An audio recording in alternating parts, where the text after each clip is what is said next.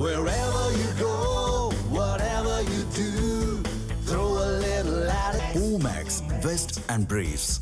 சென்னைக்கு அடுத்தபடியாக மதுரை அரசு ராஜாஜி மருத்துவமனையில் கடந்த 2021ஆம் ஆண்டு முதல் எலும்பு வங்கி செயல்பட்டு வருகிறது.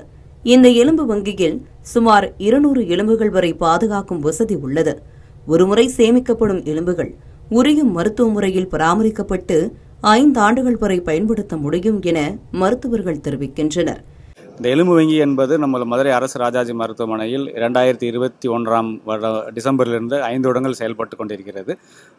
இதில் என்ன பண்ணுறோம் அப்படின்னா, மூளைச்சாவு அடைந்தவர்களிடமிருந்து எலும்பு பெறப்படுகிறது. எப்படி ஒரு லிவர், கிட்னி, ஹார்ட் எடுக்கிறோமோ அதே மாதிரி கடைசியாக நாங்கள் எலும்பு எடுத்து ஒரு மூளைச்சாவு அடைந்தவர்களுக்கு 12லேருந்து 16 எலும்புகள் எடுத்து நம்ம அதை வந்து பதப்படுத்தி அதுக்கப்புறம் அதை பயனாளிகளுக்கு அனுப்புகிறோம்.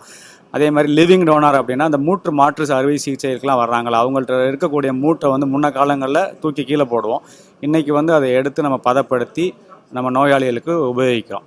ஸோ இது யார் யாருக்கெல்லாம் பயன்படுது அப்படின்னு பார்த்தீங்கன்னா, மெயினாக வந்து எலும்பு புற்றுநோய், கேன்சர், போன் கேன்சரால் பாதிக்கப்படுறவங்க, கடினமான எலும்பு முறிவு, காம்ப்ளெக்ஸ் ட்ராமா ஃப்ராக்சர்ஸ் அவங்களுக்கு பயன்படுது, ஸ்பைனல் ஃபியூஷன் அவங்களுக்கு பயன்படுது.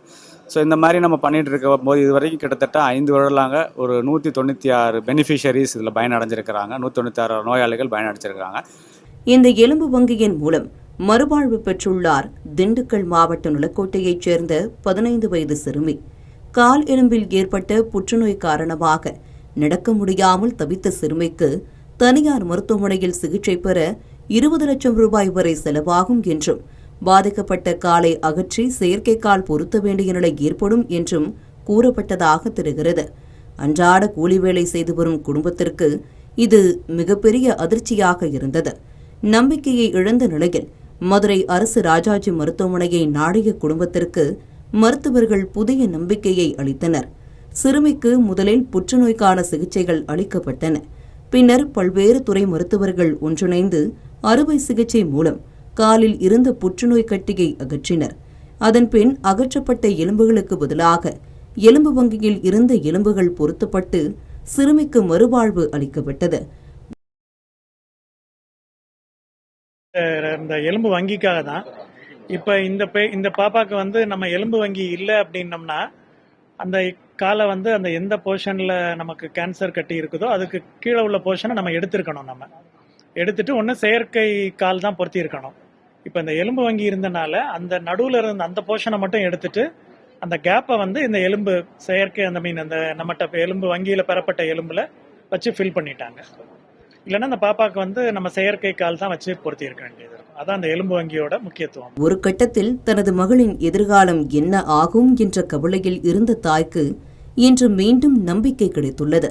தனது மகளை மருத்துவர்கள் தங்களது சொந்த பிள்ளை போல் கவனித்து வாழ்க்கையை மீட்டுக் கொடுத்ததாக நிகழ்ச்சியுடன் கூறுகிறார் அந்த தாய். கவர்மெண்ட் ஹாஸ்பிட்டலில் எப்படி பார்ப்பாங்க, எப்படி ட்ரீட்மெண்ட் இருக்குன்னு கூட எனக்கு தெரியாத, ரொம்ப பயந்து வந்தேன். ஆனால் இங்கே வந்ததுக்கப்புறம் வந்து எனக்கு ரொம்ப தைரியம் வந்துருச்சு. இங்கே வந்து ஒரு வாரமும் பயந்து தான் இருந்தேன். ஆனால் ஒரு வாரத்துக்கு மேலே வந்து, ஒரு வாரம்னு சொல்ல முடியாது, ஒரு 2 நாளே எனக்கு வந்து தைரியம் வந்துருச்சு. டாக்டர் மேலே நம்பிக்கை வந்துருச்சு. ரொம்ப நம்பிக்கை வச்சுருந்தேன். ஆனால் டாக்டர் நம்பிக்கையாக என் பிள்ளையை வந்து காப்பாற்றி கொடுத்துட்டாங்க. என் பிள்ளையோட வாழ்க்கையவே காப்பாற்றி கொடுத்துட்டாங்க.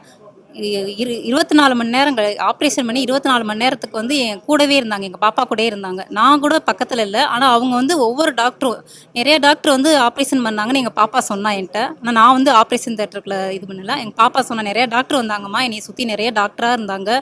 நல்லா பேசிக்கிட்டே இருந்தாங்க. எனக்கு எந்த வழியுமே இல்லை. ஆப்ரேஷன் பண்ணும்போது நான் ஜாலியாக இருந்தேன்.